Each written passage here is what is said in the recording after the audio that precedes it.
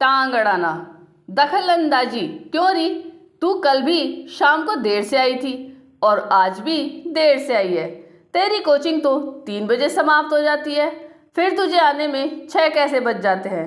मैं यहाँ पागलों की तरह इंतजार करती हूँ। तुझे पता है, थोड़ी सी भी देर हो जाती है तो मेरा दिल कैसे धक धक करने लग जाता है। और तुम आजकल के बच्चों को हमारी हालत की कोई चिंता ही नहीं। आज रमा अपनी बेटी शैली को डांट रही थी, जो 2 दिन से लगातार 3-3 घंटे देर से आ रही थी और पूछने पर कारण भी नहीं बता रही थी।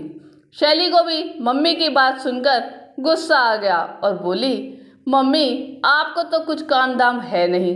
मम्मी, कोचिंग के बाद भी हजारों काम होते हैं, आप तो बस जब देखो इंतजार कर रही थी कहती रहती हो। कोचिंग के बाद हम सब दोस्त कहीं कुछ खाते पीते भी हैं, कुछ पढ़ाई के बारे में बातें भी करते हैं। पर बेटा, मैं तो कह रही थी कम से कम एक फ़ोन तो कर दिया कर, ताकि मैं भी यहाँ चिंता ना करूँ। रमा अपनी बेटी को समझा ही रही थी कि इतने में पड़ोस वाली मीना भाभी भी वहाँ आ गई और माँ बेटी की बातें सुनकर बोली, अरे रमा बहन, आजकल तो ज़माना बहुत ख़राब है, बेटी को थोड़ा बस में रखा करो।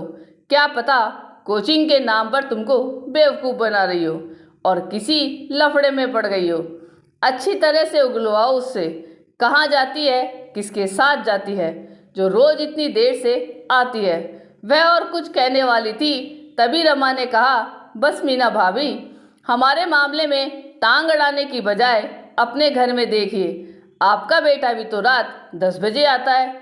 हमने तो आज तक कुछ नहीं कहा, क्या पता वह किसी लड़की के साथ का जाता है या मूवी देखता है। अब किसी का क्या कह सकते हैं, लड़का है, बिगड़ भी सकता है। और रमा और शैली दोनों ही ऐसा कहकर आंखों ही आंखों में मुस्कुराने लगी और मीना भाभी को भी समझ आ गया, किसी के मामलों में टांग अड़ाने से पहले खुद के बारे में भी सोच लेना चाहिए, किसी के मामले में दखल अंदाजी नहीं करनी चाहिए। आपको ये कहानी कैसी लगी, ये कमेंट करके ज़रूर बताइएगा। चैनल पे नए हो तो सब्सक्राइब ज़रूर कीजिएगा और वीडियो को लाइक और शेयर कीजिएगा। धन्यवाद।